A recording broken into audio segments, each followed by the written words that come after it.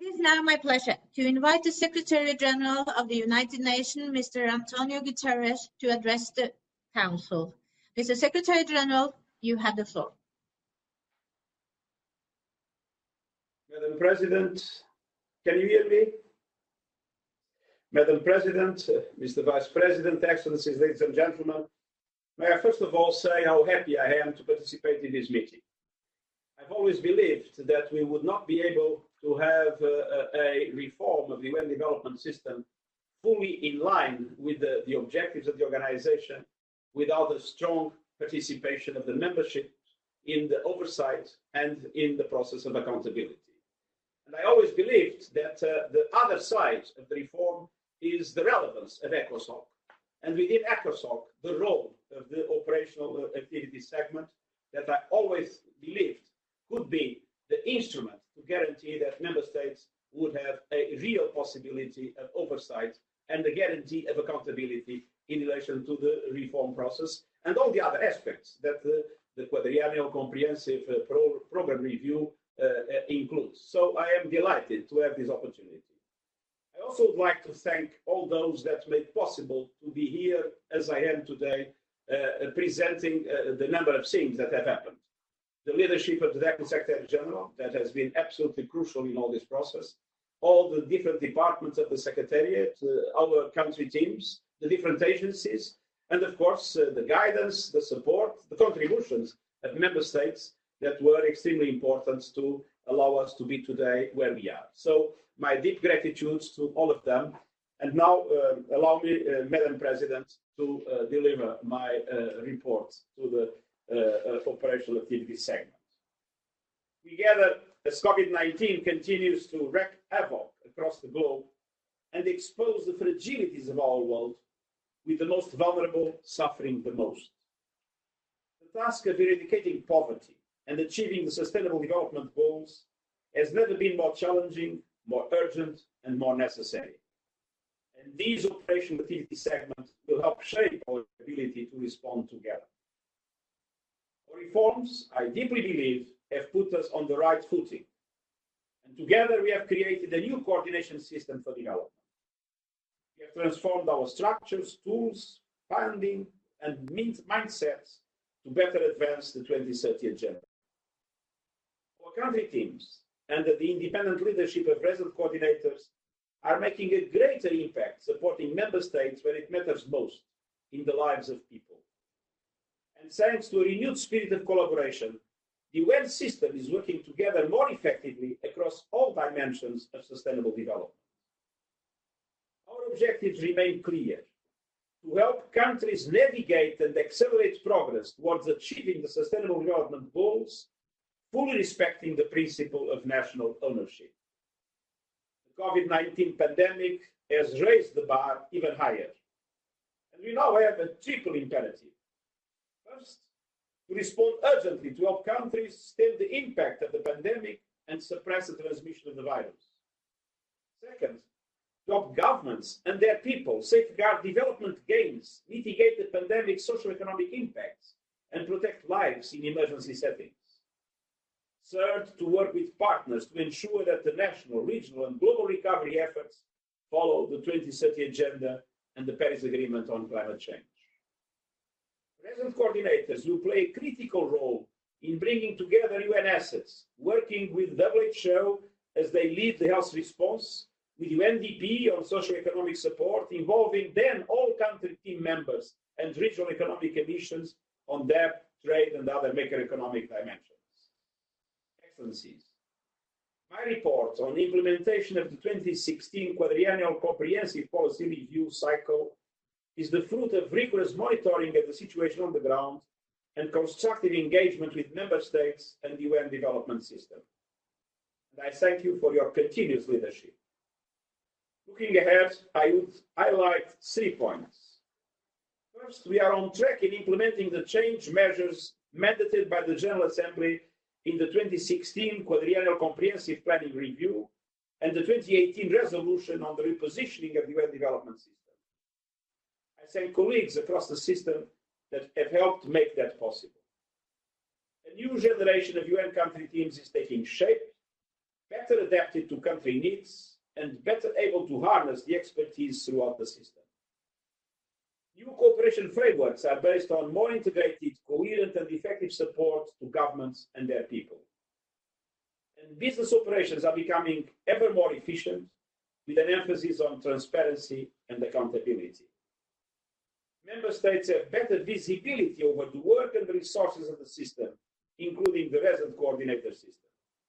And we are improving results-based planning, monitoring, evaluation, and audit functions. The resident coordinator is being recognized as the empowered and impartial leader of the UN development system at country level.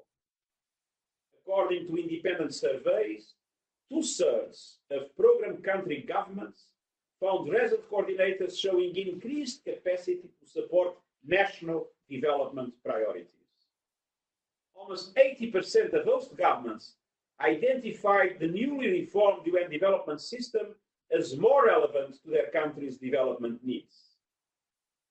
3/4 of resident coordinators report far greater ability to draw on normative and technical expertise and resources across the UN development system, including in specialized agencies and organizations with a limited country footprint. Step by step, we are building an even stronger and more diverse cadre of resident coordinators.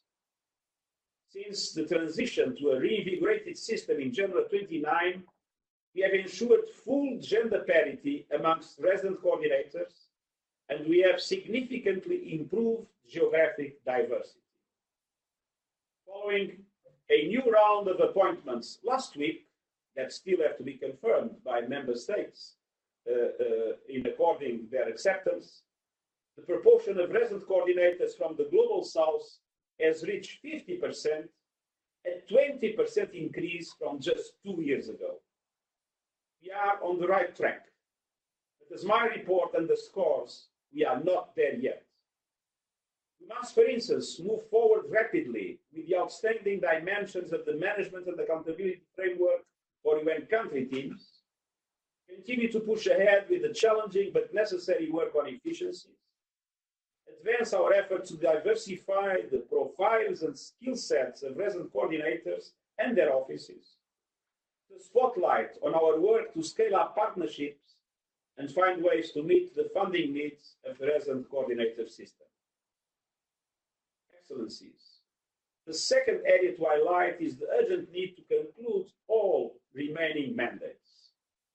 A year has passed since you first reviewed my proposals to reinvigorate our regional architecture and overall approach to multi-country offices. This period has seen deep reflection and consultation on each aspect of my proposals, even if the lack of consistent data and insufficient coordination in today's regional architecture has created additional complexity.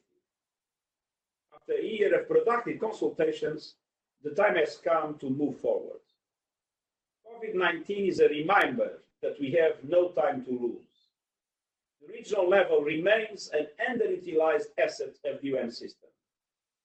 I am sharing tailored proposals for a better organized, more collaborative UN development system at regional level, one that is more able to tackle cross-border challenges and leverage regional policy expertise for SDG results. We have also made significant progress in proposals for multi-country offices. The needs and priorities of small island developing states could not be more pressing as we work to tackle the climate crisis. The detailed plans before you will ensure we boost our efforts across the social, economic, and environmental dimensions of the Sustainable Development Goals. And we also strengthen the system-wide evaluation function. I welcome your feedback on the system-wide strategic document submitted last year by the UN Sustainable Development Group and your guidance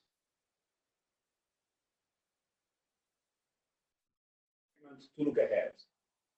The next Quadrennial Comprehensive Policy review is an opportunity to focus on critical policy issues that require special attention by the UN development system. The next QCPR can look deeply into how the UN development system can ensure accelerated efforts as we embark on the decade of action for the Sustainable Development Goals and help governments recover better from the pandemic.